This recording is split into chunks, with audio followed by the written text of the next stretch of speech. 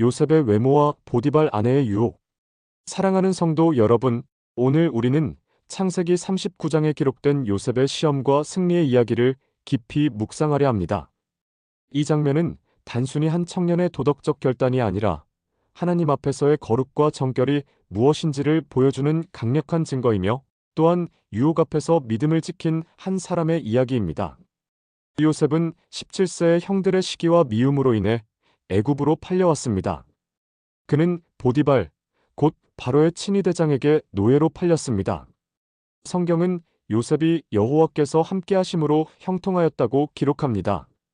그의 손에 맡겨진 모든 일이 잘 되었고, 보디발은 집안의 모든 것을 요셉에게 맡겼습니다. 하지만 형통함의 순간에도 시험은 찾아옵니다. 요셉은 용모가 준수하고 아름다웠더라. 그 후에 그의 주인의 아내가 눈짓하여 요셉을 동침하고자 하니 요셉이 거절하며 자기 주인의 아내에게 이르되, 나의 주인이 집안의 모든 것을 간섭하지 아니하고 다 내 손에 맡겼으니 그런즉 내가 어찌 이 큰 악을 행하여 하나님께 죄를 지으리이까? 여인이 날마다 요셉에게 청하였으나 요셉이 듣지 아니하여 동침하지 아니할 뿐더러 함께 있지도 아니하니라.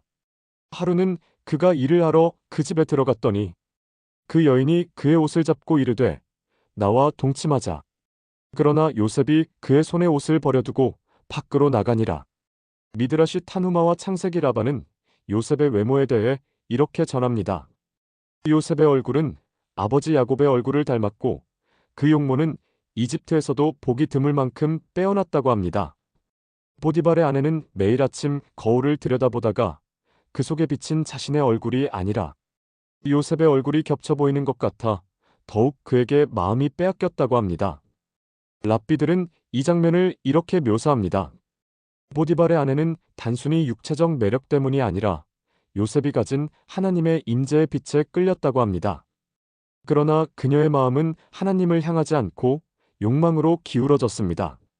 성경은 날마다라는 표현을 사용합니다. 이것은 단발적 사건이 아니라 반복되고 지속된 유혹이었음을 말해줍니다. 미드라시에 따르면 보디발의 아내는 요셉을 유혹하기 위해 옷을 바꿔 입고 화려한 향수를 뿌리고 그의 마음을 흔드는 말들을 반복했다고 합니다. 그러나 요셉은 단호했습니다. 그는 하나님께 죄를 짓지 않겠다고 선언했습니다. 이것이 바로 그의 승리의 비밀입니다. 그는 죄를 단지 보디발에 대한 배신이 아니라 하나님에 대한 범죄로 보았습니다. 랍비 요나탄의 전승에 따르면 결정적 그날 집안에 다른 사람이 없었을 때 보디발의 아내는 요셉의 옷을 붙잡았습니다. 그 순간 요셉은 마음속으로 하나님의 이름을 부르며 힘을 얻었다고 합니다. 히브리 전승은 요셉이 속으로 아도나이 라고 부르짖으며 그 힘으로 옷을 버려둔 채 도망쳤다고 전합니다. 이 장면에서 우리는 두 가지를 봅니다. 첫째, 유혹 앞에서 머뭇거리지 않는 결단. 둘째, 하나님의 이름을 부르는 기도. 랍비 메이르는 이렇게 말합니다. 요셉은 단지 죄를 피한 것이 아니라 하나님을 의식하는 삶을 선택했다. 하나님을 늘 앞에 두는 자는 유혹에서 승리한다. 랍비 하나냐는 덧붙입니다. 그날 요셉이 죄를 범했다면 이스라엘의 역사는 바뀌었을 것이다. 그의 거룩함이 훗날 하나님께서 그를 애굽의 총리로 세우는 길을 열었다. 고린도전서 말합니다. 음행을 피하라. 사람이 범하는 죄마다 몸 밖에 있으나 음행하는 자는 자기 몸에 죄를 범하느니라. 요셉은 바로 이 말씀의 모범이 되었습니다. 그는 죄를 피하는 가장 확실한 방법이 즉시 떠나는 것임을 보여주었습니다. 외모의 축복도 시험이 될 수 있습니다. 하나님이 주신 은혜는 항상 거룩하게 사용되어야 한다.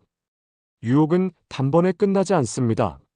날마다 오는 유혹에는 날마다 거절하는 믿음이 필요하다. 하나님의 이름을 부르십시오.